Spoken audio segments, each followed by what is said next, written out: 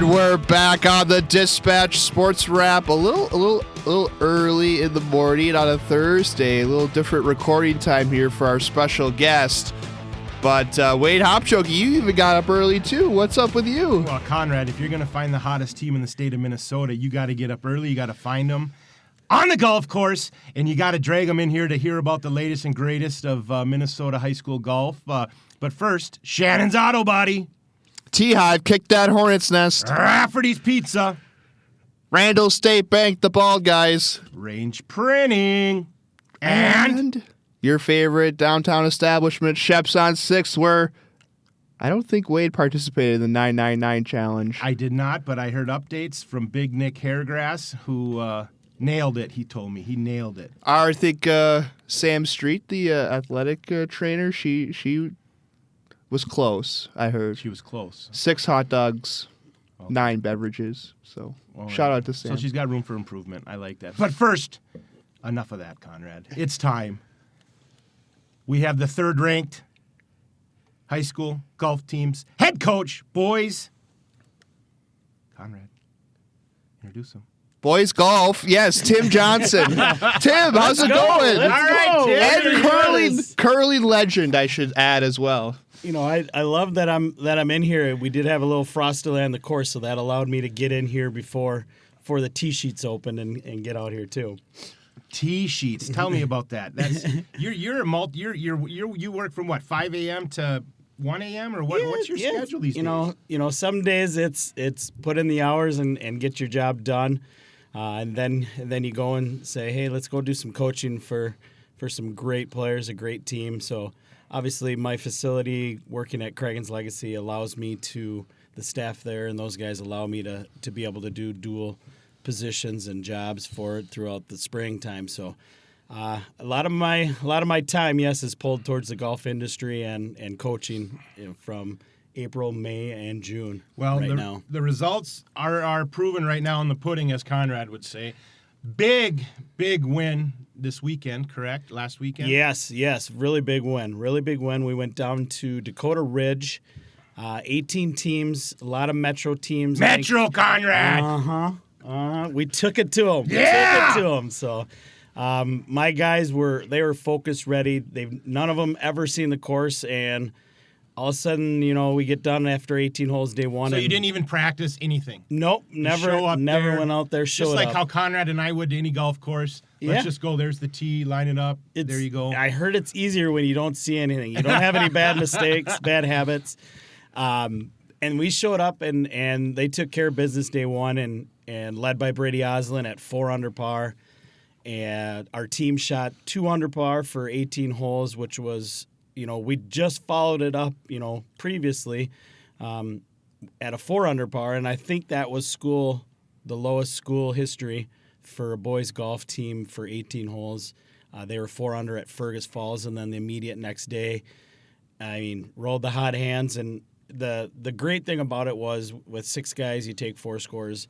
And the 4 guys that we took on Thursday night were not the same 4 guys that we took Friday. So talk a little bit about that so people understand the team concept. I know we see individuals. We've seen multiple people win, shoot under par, but talk a little bit about how that works. Yeah, so as a team, and when you go out and play high school, you got 6 guys that play on the golf course.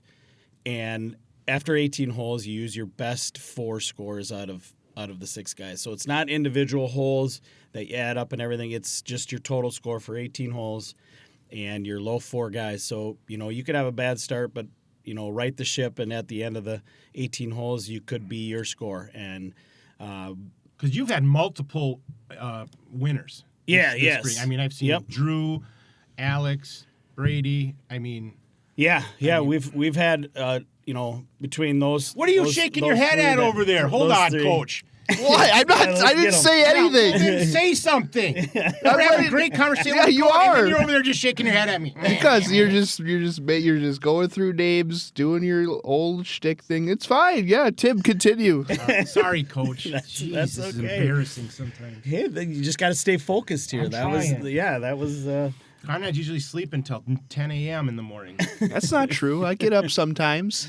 All right. But yeah, it's great. You know, the guys that you mentioned with, you know, Drew Hokinson, Brady Oslin, Aiden Dobis, Drew Christensen, Alex Imgren, you know, those guys they're firing at all cylinders, and it doesn't matter if they're 1 seed or 6 seed when they're on the team and on the course, that they can fire an under par round. And you know, I don't know if you guys know. I don't know if you guys know what that feels like. That's crazy. I do not. No. I have no idea. What is it like, Tim? You've shot under par. Tim. Tim, you're an under guy. I am. What's your handicap, by the way? Well, right now it's a 2.0 on gin, but that's just the gin. You got those tournament scores in that, you know. I'm probably a 26, Conrad. I'd say my personal best is 65. I shot at Le Sueur 7 under in a tournament. Yeah, it was great.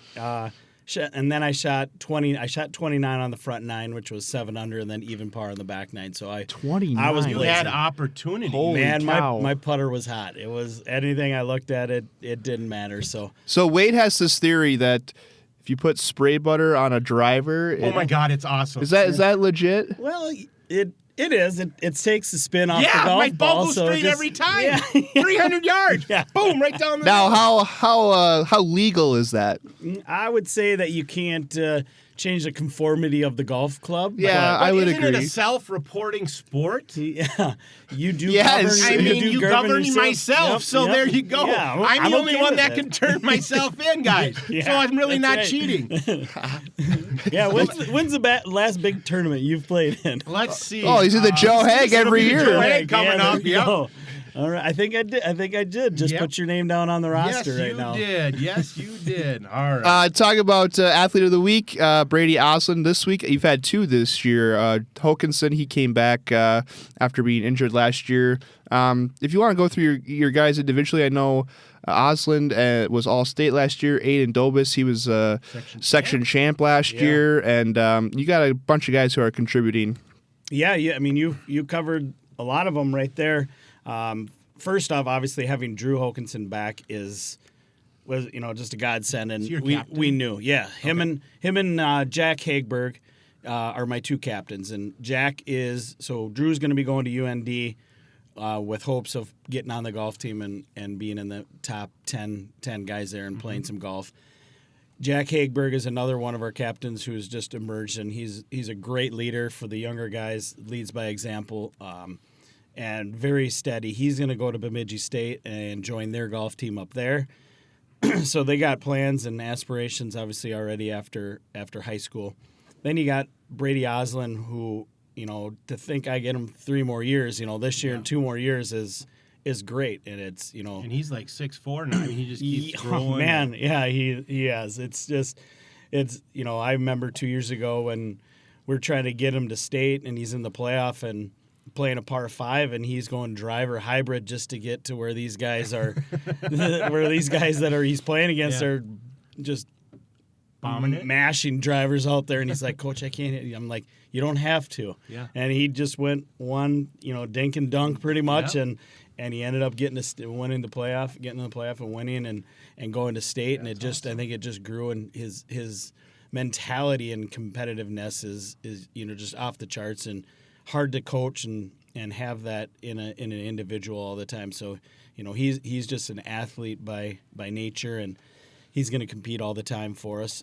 And then Aiden Dobis, who he went to state last year, really emerged kind of after our home meet last year and got some more varsity time. We kind of knew he was going to be a decent player. We just didn't have him in a lot of meets early, and then all of a sudden he just emerged and has been great.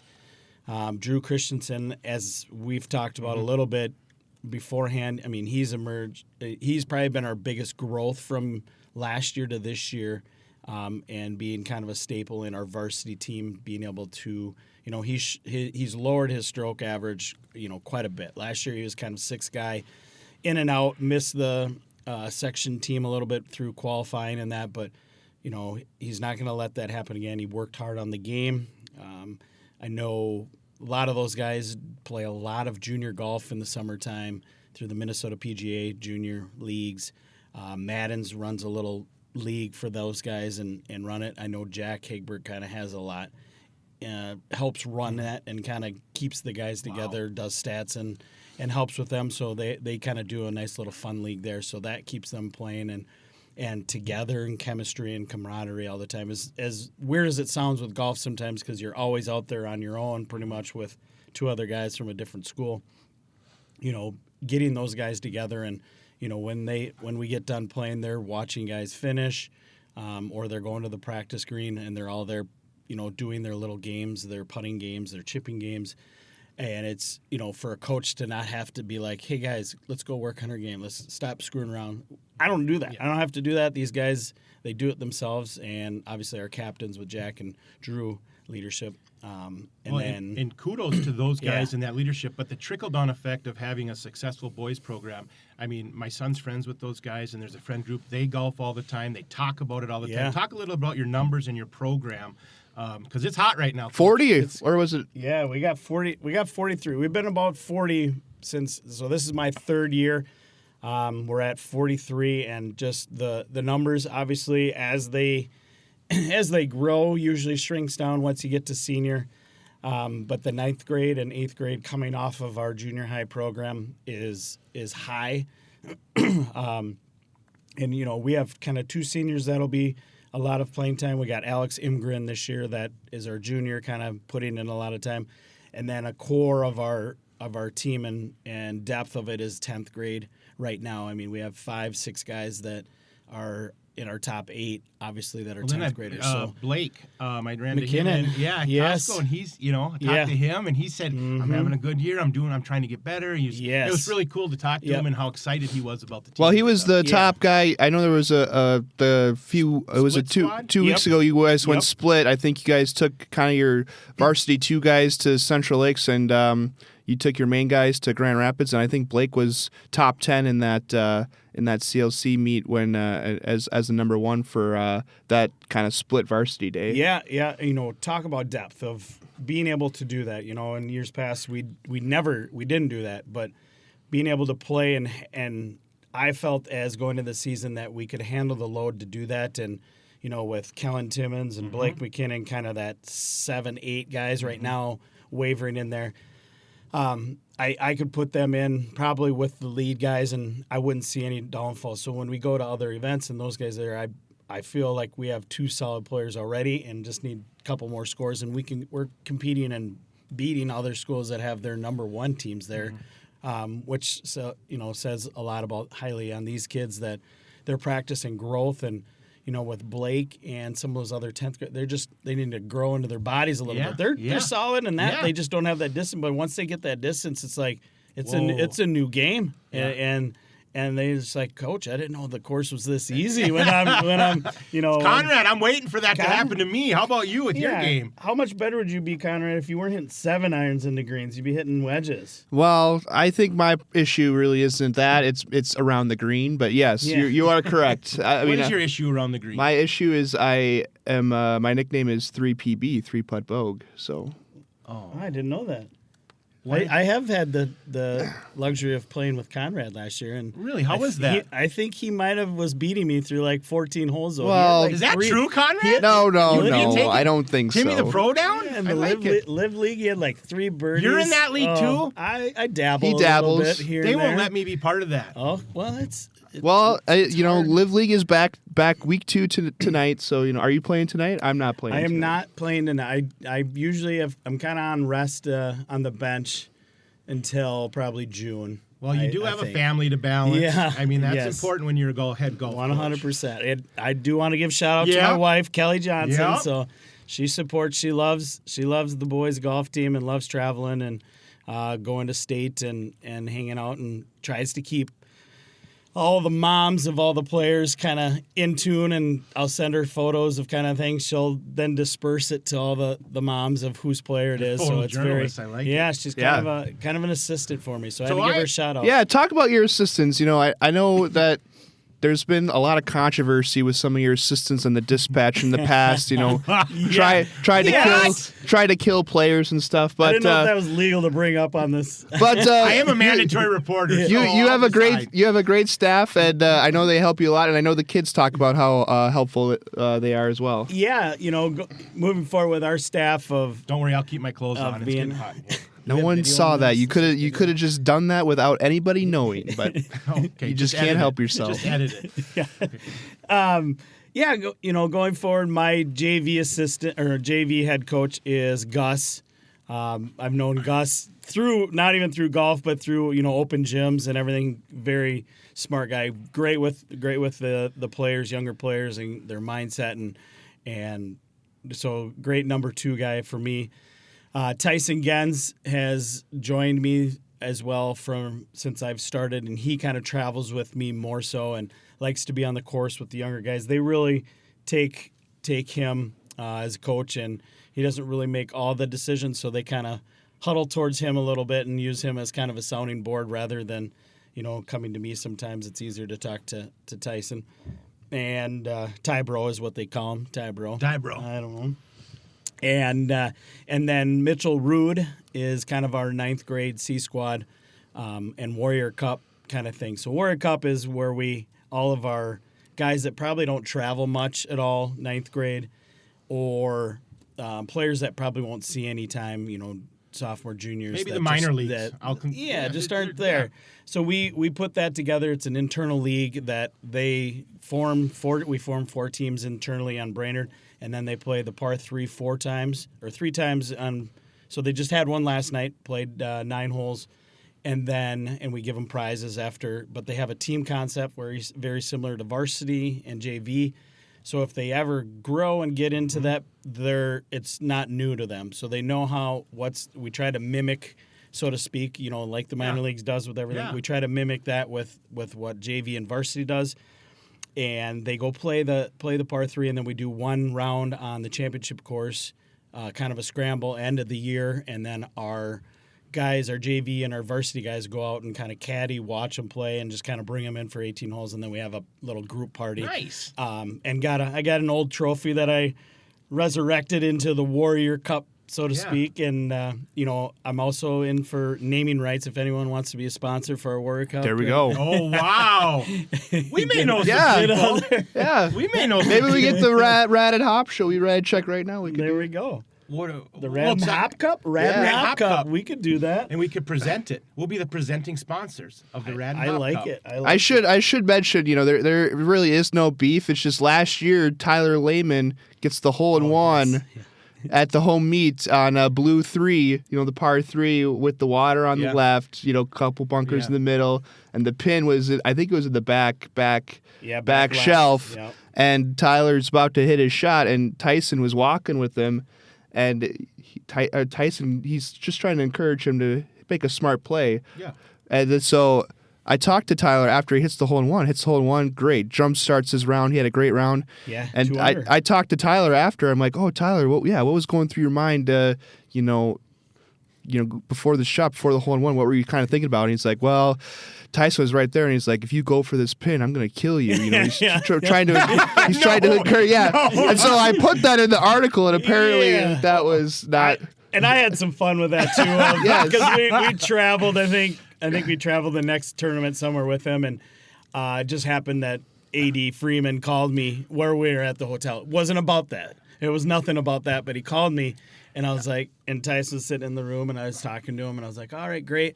And I got off the phone, and I go, Tyson, this is not good. And he goes, what? And he goes, is it about me, what I said? And I go, yeah. And he lost it. And he's like, oh man, get your bags. He's like, oh man, what do we? And I go, I'm just kidding. It was about that is because it's a different issue. But I'm pretty sure no one thought that they were being serious, but Correct. it was just a good little tidbit that he wasn't actually trying to go for the hole-in-one. It just kind of happened, Yeah, it gave us a good reminder for those coaches that we talked to him about, social media when you have these These gotcha reporters. Exactly. They come out and they're gonna try to trap you and get National you to say. Enquirer. You're right. I really trapped him into that one. Yeah. So you just got to be very general when you say. Speaking of an interesting story, so you go down to the Metro, and Metro, they don't ride buses. They probably drive their own cars. You guys roll into the golf course like you own the place. Tell me a little bit about this. This is a great story. Shout out to Riker Bus for bringing us down there in a coach bus, Mike Moran, and he wanted to watch some golf, so he said, "Tim, I'll bring you down there in a coach bus." And I go, "Do you have anything smaller, like a limousine bus or anything sick, that would be?"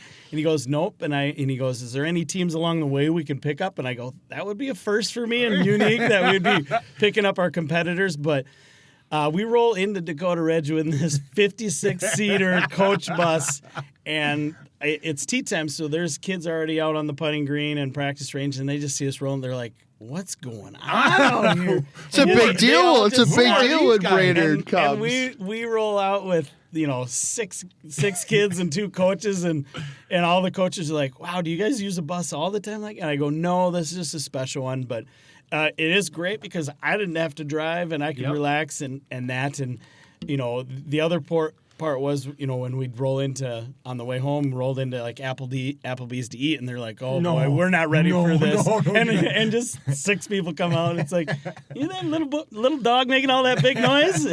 Well, I'm sure you roll in and everybody's like, that got you 5 strokes right there. It's intimidation. Yeah. It is intimidation. Well, you come in a coach bus and you have a bogey-free round. That's what. Could you see us getting off of the bus and cheering or chanting like Remember the Titans? When they come into that, we did a little TikTok video on at the end when we won. I said if we won, we'd do a little. I don't know if they recorded it or not, but did a little whatever out of the bathroom or whatever. There's some baseball TikTok that's out there right now, and they're like, if we win, we're gonna do this. And I said, okay. So I was pretty high spirited after we won, and they're still okay. And I ended up doing it, and they totally forgot all about it. So I was the only one really that did it. But, when the coaches run into the locker room and you spray them with water. I see. Flex jumping, body surfing. Yeah, I'm like, that's what I felt like after. Because to me, anyways, it was a very important tournament that we won, and it was a 2-horse race, with us and Edina in that Metro, one. Conrad. And not only did Oslin win overall, we won the team. Drew Holkinson came like storming back day 2. He had 7 birdies he was 4 deep going in the last hole. So he would have been right there with Brady. Had he birdied, he would have probably tied Brady for individual. He ended up hitting a 6. Coaches were nowhere really to be seen. We kind of had our last guys, and we talked on hole 8. We were out there and we just said, let's just go to 9 because we were up by 5 or 6 at that time, and they're like, let's just go to 9 and let them finish it out and learn a little bit on their own, and we'll be okay. And they did just fine. Brady parred it, and Drew came in and he doubled it, but it was enough, obviously. Talk a little bit. So now golf has kind of changed a little bit. Years ago, coaches couldn't really talk to players, correct? They just went out and played, and now you can Yeah, I don't know if it was really I think it was just designed that way, where coaches. It was a nice coaching gig for someone that wanted to play golf, and so then they would go with their kids, and then they would go play golf. The coach would go play golf, and the kids would go play golf on theirs. They wouldn't coach or teach. Maybe some of the better programs their guys would be out there, but I just remember my high school, my coach would either sit in the clubhouse or would go out and play 9 holes of golf, and then we get done, and he's like putting his clubs away, and he'd say, how do we do? And I'm like, man, it would have been helpful to have someone out there, just mentoring or talking you through. So how do you coach 6 guys? A lot of the times I just try to share time. I don't really scoreboard watch a lot, but if they're struggling, I usually try to get over to them and just more talk to them and right the ship a little bit, maybe slow them down, because usually when you play bad, you probably rush and you get through. That's what I do. Yeah, definitely that's what I do. I'm rushing through. We like that for pace of play, though, too. Okay, rushing is good. All right. Yes, you should be rushing. Especially if there's that cart that comes around that has the water and the ice. That helps me, too. I have a great story with that, kind of very acceptable for this. We met some Irish friends on a vacation. They came from Ireland over to U.S. last 4th of July, took in the festivities, and we went out and played legacy courses with them. And when we were playing, the gentleman, the cart was coming up, and we're like, oh, the Bev cart. Yeah. And he's like, oh, nice. And then she left. He's like, her name wasn't Bev, though. And I was like, what? And he goes, I thought you said it was, excuse me, I thought you said it was Bev's cart. And I was like, what? And he's like, yeah, I thought it was, that girl's name was Bev in her cart. And I was like, oh, man. I was like, it's short for beverage. Oh, that's funny. That's funny. I like that. Well, we are in the fish house too with, a couple YMCA basketball legends, Wade Haapajoki and Tim. If my first year up here, I got to play YMCA basketball with Tim Johnson. I don't know if you knew that, Wado. Wow. 100%. I had so many assists that year. I mean, Conrad, he chucks it. He chucks it up. And between you, Tim Martin, and Joel Martin, we had some shooters. You never got a shot in. And Jack. You did. Well, you can't leave out Jack. I was the floor general. No, you never got a shot in. Those that's black holes. God. Trust me, I played with some black holes. I played with Todd Vanek, Matt McCarriage. Trust me. That would have been fun to play with you guys. I've been never scored. We were very I don't know what's the right word. We weren't quite 500-ish? Yeah, we weren't quite the most competitive team, but we had Did some you win fun. more than you lose? We probably did. We're proud. I'd say we're right at 500. We'd give battles to some of the better teams, and but their athleticism usually they're younger. That team sounds more like a scramble team. That would have been a good scramble team to be in a golf tournament versus a Y basketball. It was fun. We had a good time. I would say. We miss it. All right, sections. You got probably one of the toughest sections in the state, Alexandria, Conrad's hometown, his favorite team here to we cover. go. Did you know that? By the way? I did not know That's that. not true, Tim. Don't listen to Okay. that. Don't listen Okay. to the propaganda. Where is hometown then? My hometown He's a Metro guy, is Tim. Woodbury, All right. Minnesota. Private school guy. I went to New Life Academy in private Woodbury. school. Private school, Metro. You can All throw of it all at All of me. it. In the Bethel, right? Yeah, In the Bethel. Yeah, liberal. If you want to throw that in there, we can get political. Extremism. Yes, throw it all at me. I've heard it all, Tim. Let me have it. Getting hot in here. What? Oh, it's getting hot in here. All right, so Alexandria section. Where are we at with the section? Where's that at? Is it 2-day or who's? what do we got? 2 days. So it's May 27th, 28th at Headwaters.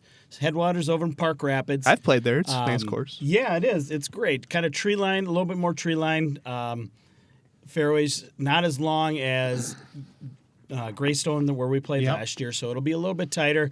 Already starting to talk about it. We actually have pre-section meet tomorrow, so we're sending some guys. Yep. So we're sending some guys there, and then we're actually sending our top team to DL in a 2-day tournament. So some of the players that are going to Headwaters, they never played it, and to me, they're younger guys that are in our team, and hopefully in the future will be playing there. So I just want to get them a little look, and they'll compete, but they'll be playing against, Alex is one, Sartell's one, Bemidji one. Bring it. Yeah, exactly, and see where we're at and fall. And so we play at Park Rapids, Headwaters. Alex will be tough. We're going to be right there in the mix. Obviously, it's 1 and 2. To think, both of us are in the same section. Yep. Only one team can go is a little heartbreaking sometimes. But if when we go as a team, Alex, they're going to send at least 1 or 2 guys, I know. Yeah. That'll be along with us. So it'll be nice to flip the script. Flip it. Knock on wood. Brainerd's never sent the boys' team to state. Yeah, so, let's do it. That's a huge goal and challenge that we're going to So how does individuals work outside of the team? Top 6 outside of the team? Yeah, yep. So, or top 5. Top five, okay. Yep. So as you play day 1, everybody, there's 12 teams, I think, in our section.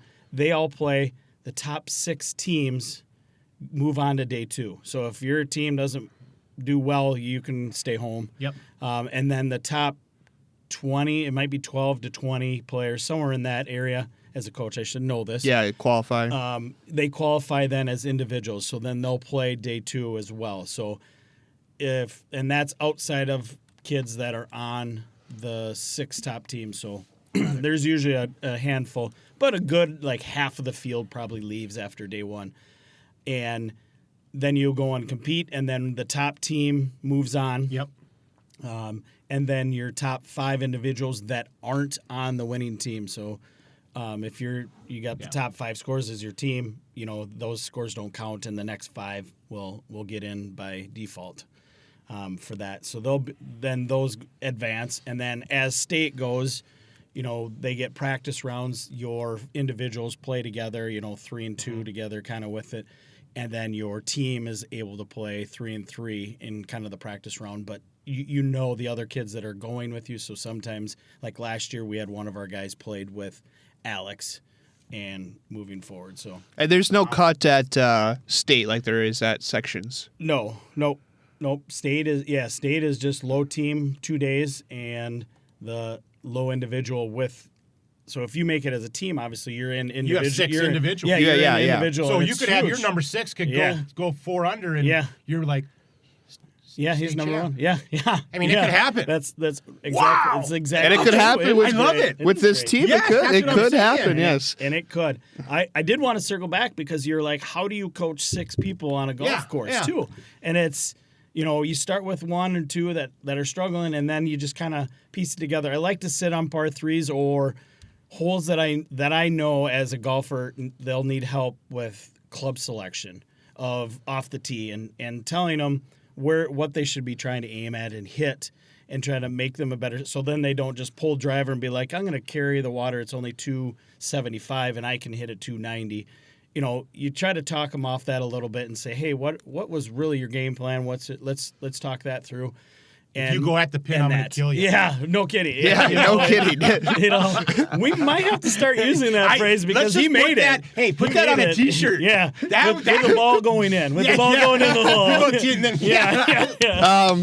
I can't think of like 2 different courses for section though. I mean, Greystone is like a link style Tom Lehman design, no trees and Never headwater. lose a ball. And Headwaters is just trees all up and down. It's like you gotta be accurate there. Yeah, and I don't think one course favors us more than another. I would say Greystone, if it's not windy, probably favors any team because you can hit it anywhere. Yeah, you can hit it anywhere. There's not much trouble in that versus. That's my type of course. Versus Headwaters, it's not going to probably be as windy, but you gotta hit your targets because of the dog legs through the trees and that where. If you try cutting and you don't make it, you're punching out. It's not like you're going to go up and over. And a lot of times on those courses, I'm just like, oh, if we miss, let's miss really bad because then we might get into the next fairway over, and then you're wide open. Then you're wide open for a shot. When's Legacy? You guys host a tournament Monday, and then do you guys have anything else that you're hosting this year? Yeah, we got about 7. So we got Monday. We're hosting them 15 teams at Legacy at 10 a.m. So if anybody wants to come out and watch some great golf, we'll be out there. Can people just? It's free to spectators.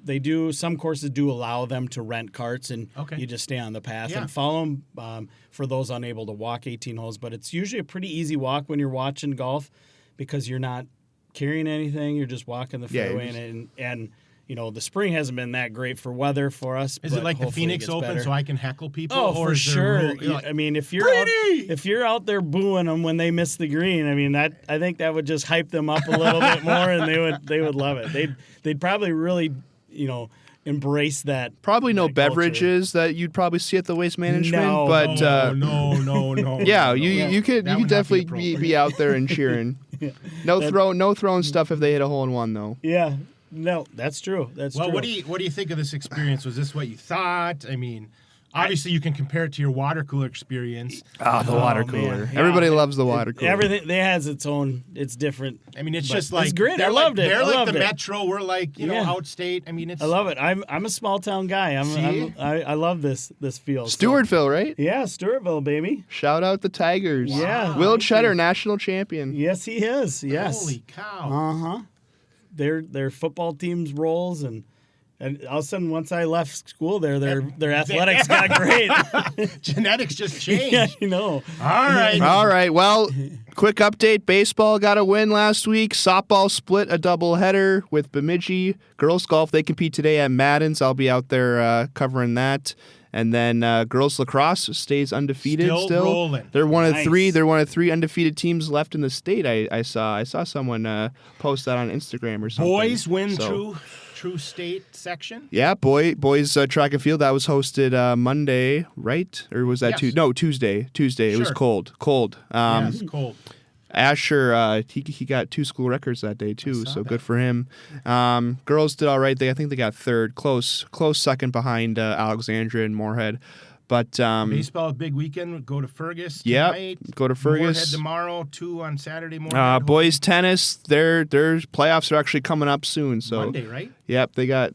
I don't know if it is it Monday next Monday week or Tuesday. Okay, yeah, I know they got playoffs. They're always the first one to kind of get going, and then yeah, I don't know. Did I miss anybody? I don't know. We got to get Tim back Yeah. on again. Yeah, Hey, it's we for sure We will. could go have the cup, the Rad and Hop cup. That's what Yeah. there we go. All right, well, Shannon's Auto Body, Rafferty's Pizza, TeeHive, Kick That Hornet's Nest, Randall State Bank, Lakes Country Journal, Range Printing, and Shep's on 6. See you after Go curling. Warriors! Thanks, guys.